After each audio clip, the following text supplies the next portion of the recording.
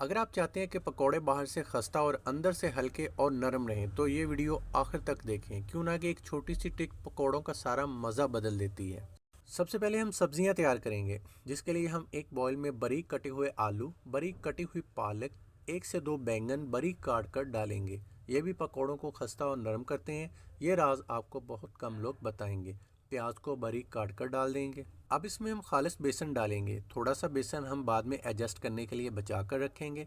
मसालों में नमक हस्बे जायका, लाल मिर्च, हल्दी, साबित खुश्क धनिया थोड़ा सा, और जायके के लिए थोड़ा सा हरा धनिया और बारीक कटी हुई हरी मिर्च शामिल करेंगे। अब बगैर पानी डाले सब चीज़ों को अच्छी तरह मिक्स करें। क्यों ना कि पालक, आलू और प्याज अपना पानी छोड़ेंगे और इसी से अमेज़ा बनेगा।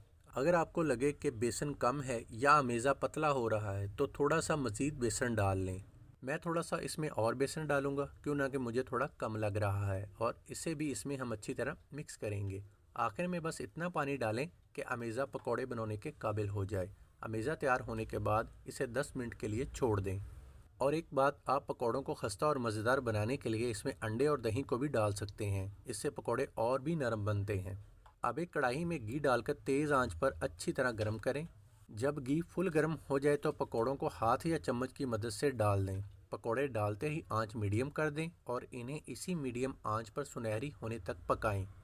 पकौड़ों को सिर्फ हल्के हाथ से उल्ट पुल्ट करें। जब पकौड़े खूब सुनहरी हो जाएं तो निकाल लें, डिश आउट करें और दही या गर्म चाय के साथ सर्व करें।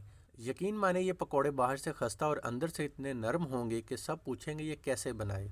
देखने का बहुत शुक्रिया दोस्तों। अगर वीडियो पसंद आई हो तो लाइक करें, कमेंट में बताएं आप किस सब्ज़ी के पकौड़े पसंद करते हैं, और ऐसी मज़ीद आसान रेसिपी के लिए चैनल को सब्सक्राइब ज़रूर करें।